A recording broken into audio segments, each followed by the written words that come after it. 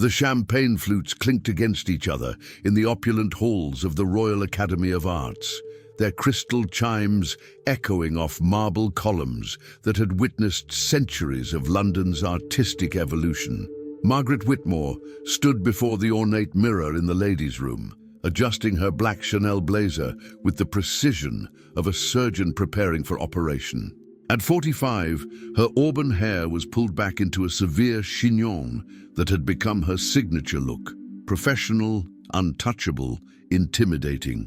Margaret Whitmore, she whispered to her reflection, practicing the smile she would wear when accepting the Distinguished Arts Journalism Award. 23 years of cutting through artistic pretense with her golden pen had led to this moment.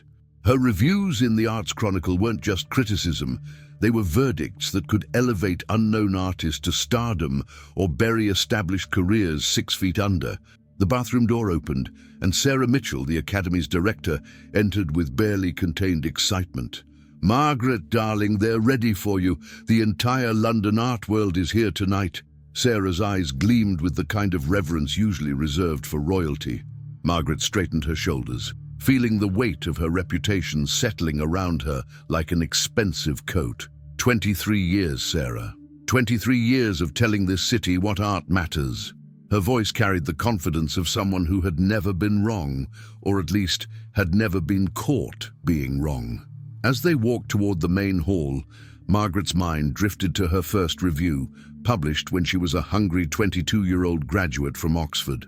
She had demolished a pretentious installation about immigrant experiences, calling it performative misery masquerading as art. The artist had disappeared from the scene entirely.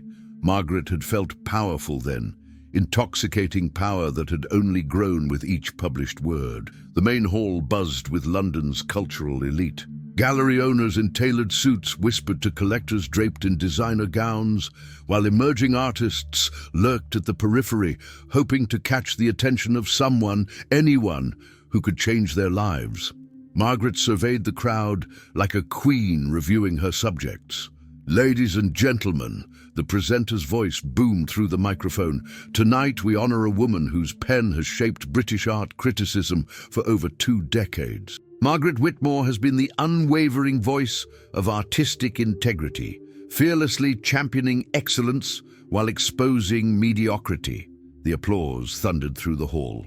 Margaret felt the familiar rush of validation coursing through her veins.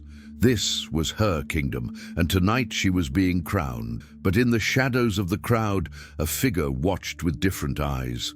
David Chen stood near the back wall, his hands trembling slightly as he clutched a manila envelope. At 28, he looked older, worn down by 5 years of silence and suppressed rage.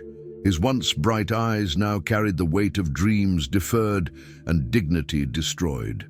Margaret stepped onto the stage, her heels clicking against polished wood like a countdown to destiny.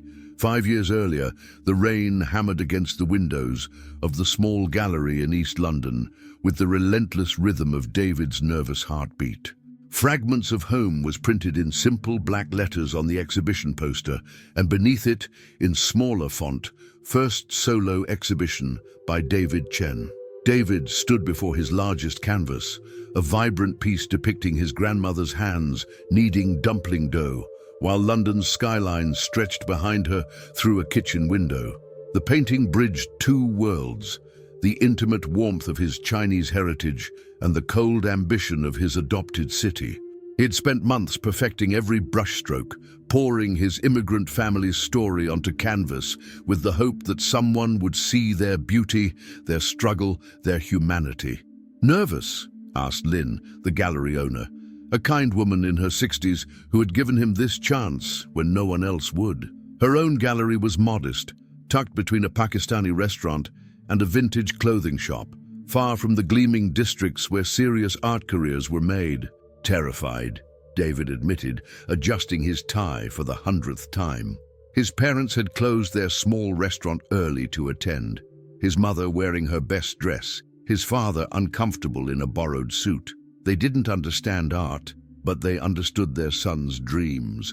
The opening night brought a modest crowd, local art students, a few collectors who specialized in emerging Asian artists, friends from university. David felt a cautious optimism as people nodded appreciatively at his work, as conversations buzzed around themes of identity and belonging. Then she walked in. Margaret Whitmore moved through the small gallery like a shark through shallow water. David recognized her immediately. Everyone in London's art scene knew that sharp profile, that calculating gaze that could dissect a career in minutes. She wore a charcoal coat that probably cost more than David's rent, and her presence transformed the intimate gathering into something that felt like a trial. "Ms. Whitmore," Lynn approached nervously. "What an unexpected honor. This is David Chen, the artist." Margaret's eyes swept over David with the clinical detachment of a pathologist examining a corpse. "Mr. Chen," she said, her handshake firm and brief, "tell me about your work." David's mouth went dry. This was the moment every emerging artist dreamed of and feared, the attention of London's most powerful critic.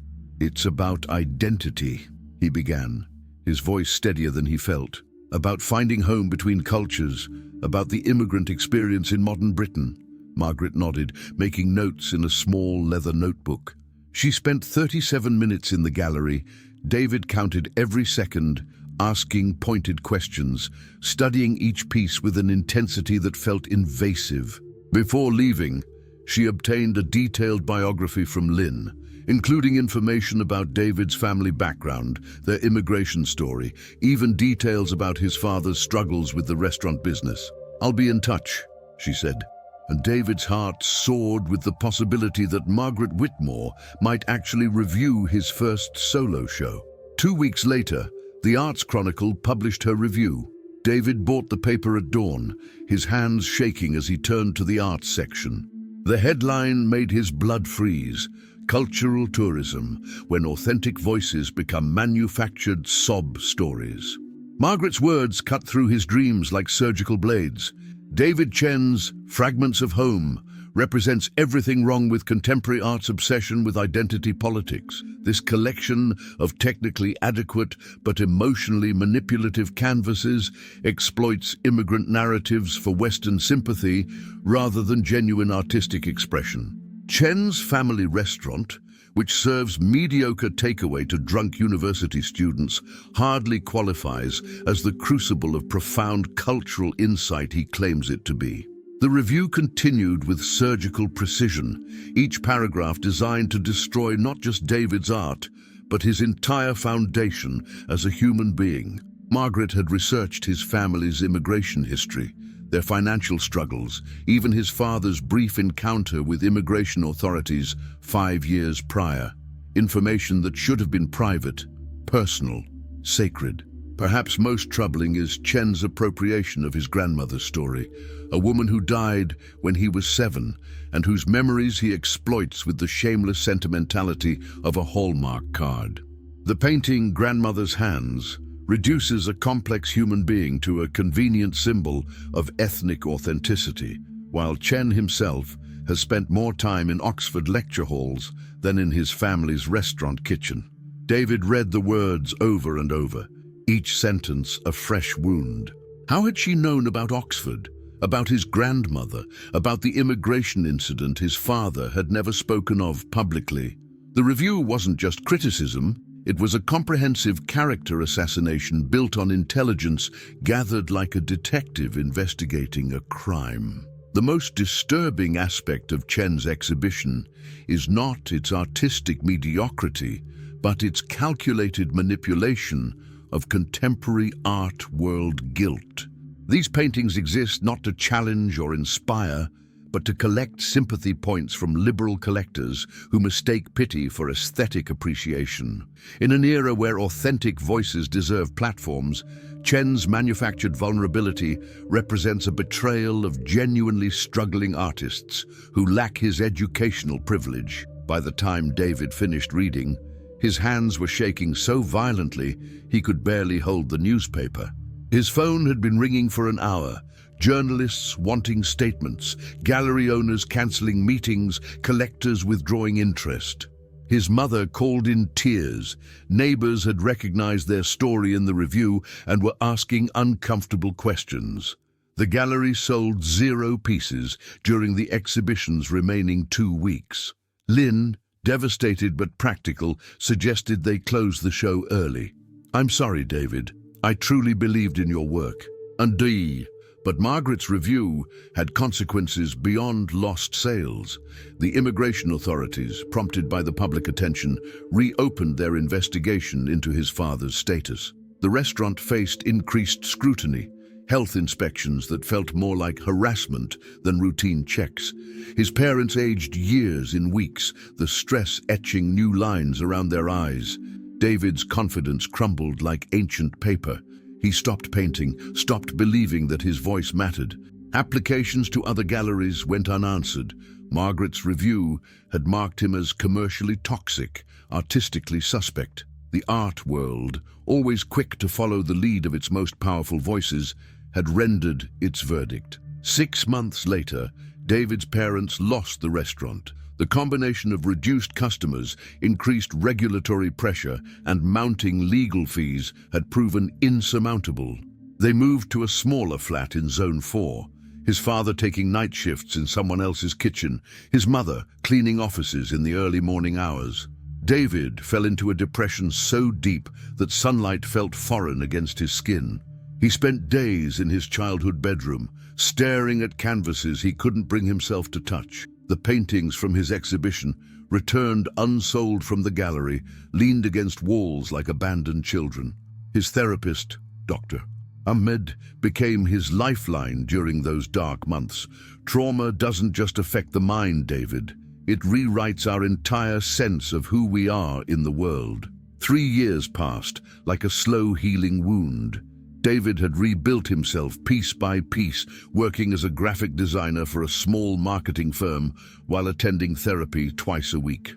His parents had found stability again, his father managing a successful noodle shop in Chinatown, his mother working part-time at a community center. The acute pain had faded to a manageable ache, but the scar tissue remained thick and tender. On a grey Tuesday morning in October 2023, David's former university friend Marcus called with news that would change everything. Marcus worked as a junior accountant at a prestigious art investment firm, handling the financial records of collectors and critics. "David, you need to see this," Marcus said, his voice tight with barely controlled excitement.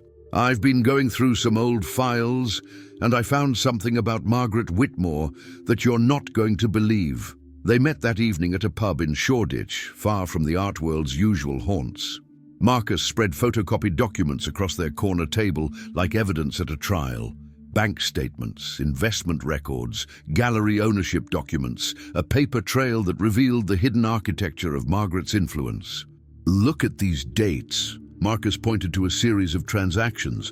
"Every time Margaret writes a glowing review, there's a corresponding investment in that artist's work or their representing gallery. She's not just a critic, David.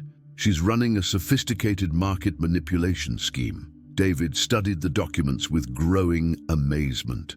Margaret had financial stakes in 12 different galleries across London, investments that she had never disclosed in her reviews.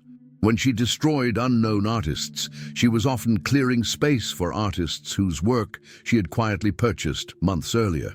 "But how does she get all that personal information?" David asked, remembering the invasive details in his own review. Marcus pulled out another file. "Private investigator bills. She pays a firm called Blackwood Research to dig into artists' backgrounds. Look at this. They investigated you for 3 weeks before she wrote that review." The revelation hit David like a physical blow. His humiliation hadn't been the result of journalistic inquiry or artistic judgment. It had been a calculated attack based on hired espionage. Margaret had weaponized his family's most vulnerable moments to destroy his career and protect her investment portfolio. "There's more," Marcus continued, his voice dropping to a whisper. "I think she's done this to at least 40 artists over the past decade. Most of them never recovered. Some left the country. One, Marcus hesitated, one committed suicide 2 years after her review destroyed his career. David felt something fundamental shift inside his chest, like tectonic plates realigning after years of pressure. The shame that had consumed him for 5 years began transforming into something harder, more focused. Rage, but cold rage, the kind that could fuel action rather than destruction. That night, David couldn't sleep. He walked through London's empty streets, past galleries that had rejected him, past the restaurant where his parents had lost everything, past the magazine stands that had carried Margaret's lethal words into the world. By dawn, he had made his decision. He would expose her, not for revenge, though that was certainly part of it, but for every artist whose dreams she had murdered for profit, for the creative voices she had silenced to maintain her corrupt empire. David took a leave of absence from his design job, telling his supervisor he needed time for a family matter. In a way, it was true. He was fighting for his artistic family, for every creative soul Margaret had crushed under her designer heels. His first stop was the British Library, where he spent weeks reading every review Margaret had published since 1999. Patterns emerged like constellations in a night sky, previously invisible. Artists she praised inexplicably often had connections to galleries where she held undisclosed financial interests. Artists she destroyed frequently worked in styles or themes that competed with her investments. The private investigator bills Marcus had shown him were just the beginning. David discovered that Margaret employed a network of informants, gallery assistants, art students, even restaurant workers in areas where artists lived. She had built an intelligence operation that would have impressed MI5. But David's most powerful weapon wasn't his research, it was his lived experience. He understood the devastation from the inside, could speak to the human cost in ways that financial documents never could. He began reaching out to other artists who had been savaged by Margaret's reviews. Some were too afraid to talk, still traumatized by their experiences. Others had left the art world entirely, working in corporate jobs or teaching primary school. But a few, the brave ones, the angry ones, were willing to share their stories. Sarah Kim, a Korean sculptor whose 2018 exhibition had been destroyed by Margaret's review, met David in a coffee shop in New Malden. "She knew things about my family that I had never told anyone," Sarah said, her voice still shaking 5 years later. "Details about my mother's mental health, about why we really left Seoul. She used our trauma as ammunition." James Murphy, an Irish painter, had been devastated in 2020. "My father's alcoholism, my brother's arrest record. She somehow knew everything, made it seem like my art was just therapy for a dysfunctional family. I haven't painted since." Each conversation added weight to David's growing case, but he knew emotional testimonies wouldn't be enough. He needed proof that would satisfy lawyers, journalists, and the court of public opinion. That's when he remembered Lynn, his first gallery owner. She had mentioned once that galleries kept records of all press contacts, including unusual requests for information. If Margaret's private investigators had approached galleries directly, there might be documentation. Lynn's face lit up when David explained what he was investigating. "I always wondered how she knew so much about your family. It felt wrong, invasive." She disappeared into her back office and returned with a folder. "A man came by 3 weeks before your show opened, said he was researching background for a potential feature story. He asked very specific questions about your family, your father's immigration status, even about your grandmother." The folder contained the business card the investigator had left, Blackwood Research, the same firm Marcus had identified in Margaret's financial records. David felt the pieces clicking into place like a complex puzzle finally revealing its hidden picture. He had the financial motive, the methods, and the pattern of victims, but he still needed one more element to make his case irrefutable: Margaret's current success, her moment of maximum vulnerability. That's when he saw the announcement in the Arts Chronicle. Margaret Whitmore would receive the Distinguished Arts Journalism Award from the Royal Academy of Arts. The ceremony would be held in 3 weeks, with hundreds of London's cultural elite in attendance. David smiled for the first time in months. Margaret's moment of triumph would become her moment of reckoning. The British Museum's reading room became David's war room. Surrounded by ancient texts and scholarly silence, he pieced together the most comprehensive case of journalistic corruption in British art history. Each document told part of a larger story. Margaret Whitmore hadn't just been writing reviews, she had been orchestrating an elaborate financial scheme that destroyed lives for profit. David's breakthrough came through an unexpected source. Emma Bradley, a former assistant at the Arts Chronicle, who had quit in disgust 3 years earlier. She agreed to meet at a secluded pub in Greenwich, her hands trembling as she revealed the extent of Margaret's operation.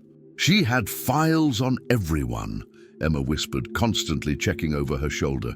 "Not just artists, gallery owners, collectors, other critics.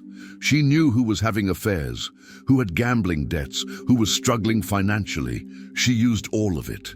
Emma produced a USB drive from her purse. "I copied these before I left. I knew someday someone would need them." The drive contained thousands of emails, financial documents, and most damning of all, detailed instructions to Blackwood Research on how to investigate specific artists. One email made David's blood run cold. It was Margaret's instruction regarding his own investigation. "Focus on immigration vulnerabilities, family financial stress, any mental health issues. I need ammunition for complete career termination." But the emails revealed something even more sinister. Margaret wasn't working alone.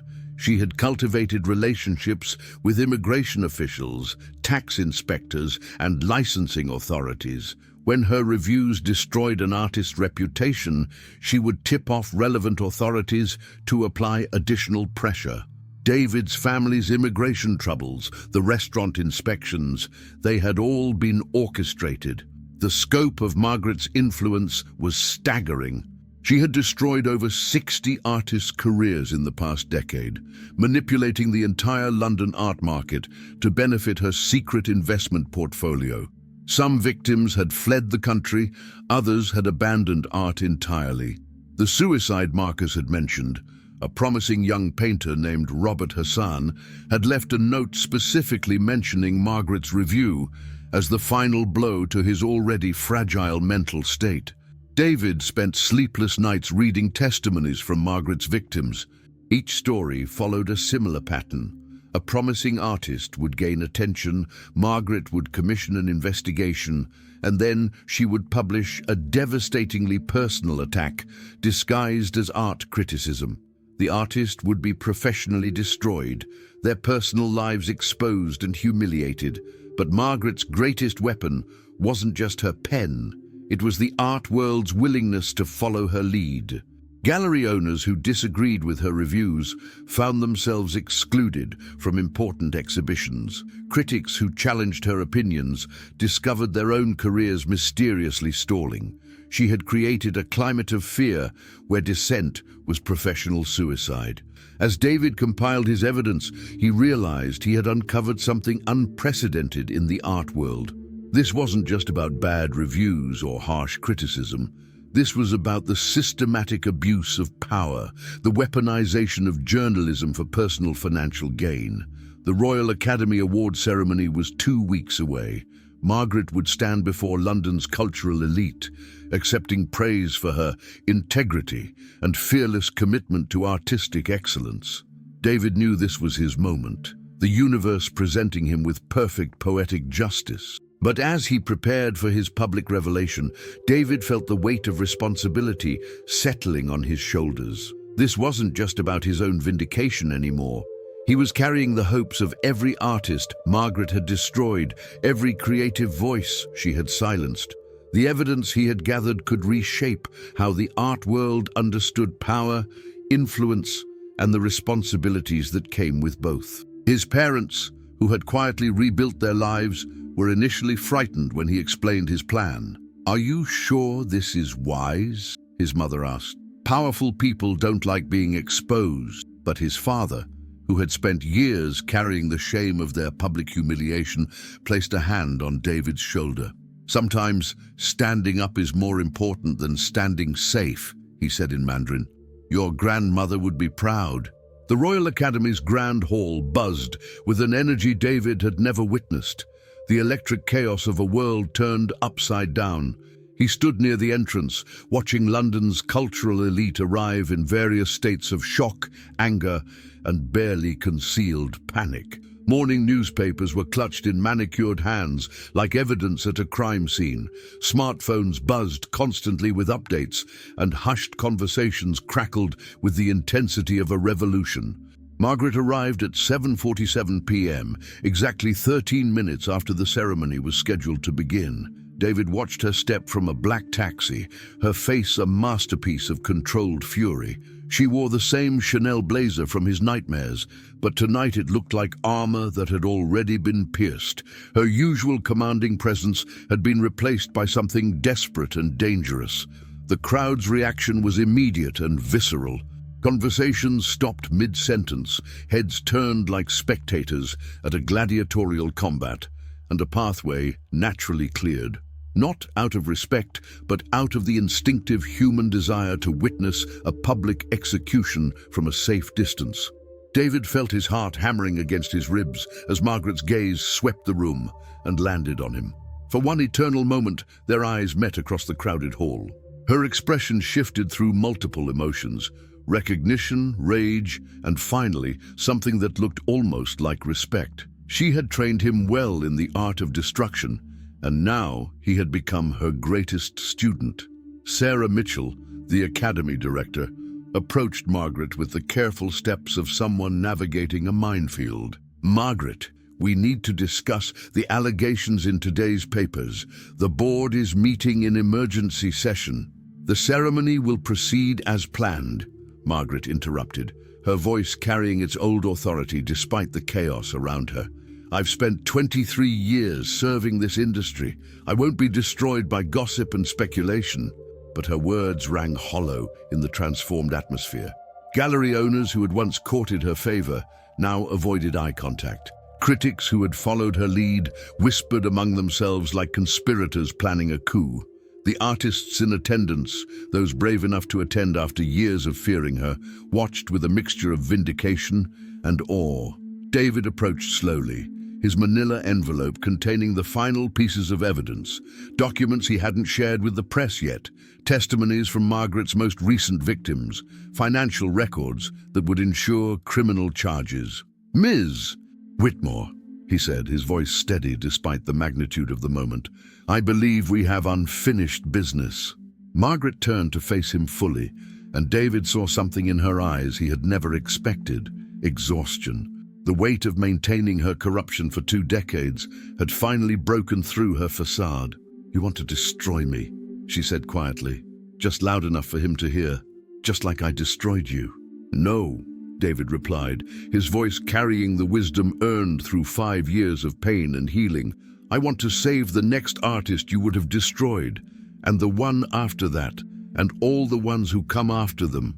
The ceremony's presenter, clearly overwhelmed by the unprecedented situation, announced that the awards would be postponed pending board review. The crowd began to disperse, but David and Margaret remained facing each other in the emptying hall like 2 generals on a battlefield after the war had ended. The Hassan boy, Margaret said finally, referring to the artist who had committed suicide. That wasn't supposed to happen. I never intended. Intentions don't matter. David cut her off. Results matter. Consequences matter. The lives you destroyed matter. Margaret looked around the nearly empty hall, seeing the ruins of her empire spread before her. What happens now? David opened his envelope and withdrew the final documents. Now you face the full truth of what you've done.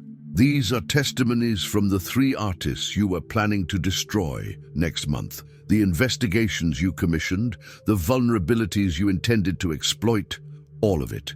He placed the papers in her hands, and for the first time in 5 years, David felt the weight lifting from his shoulders. Your victims deserve justice.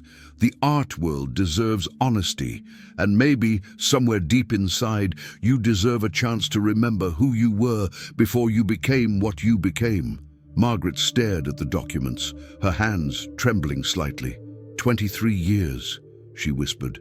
Everything I built, everything you stole, David corrected. But it's not too late to make it right.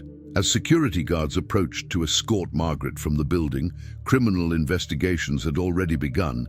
David felt something unexpected. Not triumph, but profound sadness for what the art world had lost to corruption and fear. 6 months later, David Chen's new exhibition opened at the Tate Modern. Voices reclaimed. Artists Margaret Whitmore tried to silence featured works by 47 artists whose careers had been destroyed or damaged by her corrupt reviews. Margaret Whitmore was serving an 18-month prison sentence for fraud and conspiracy, and the Arts Chronicle had hired David as their new head of ethical criticism. On opening night, David stood before his painting Grandmother's Hands, the same piece that had been destroyed by Margaret's review 5 years earlier. But tonight, hundreds of people saw it not as manufactured sympathy, but as what it had always been, a love letter to resilience, to survival, to the unbreakable bonds between generations. His parents stood beside him, his father wearing the same borrowed suit, but with pride instead of nervous anxiety. "Your grandmother is watching," his mother whispered in Mandarin. "She knows what you did for all of us." As London's art world slowly healed from the Margaret Whitmore scandal, David knew that his greatest masterpiece hadn't been painted on canvas. It had been painted in justice, in truth, and in the restoration of voices that had been silenced too long. The critic had been given her award, but in the end, it was the artist who had given her the greatest gift of all, the truth.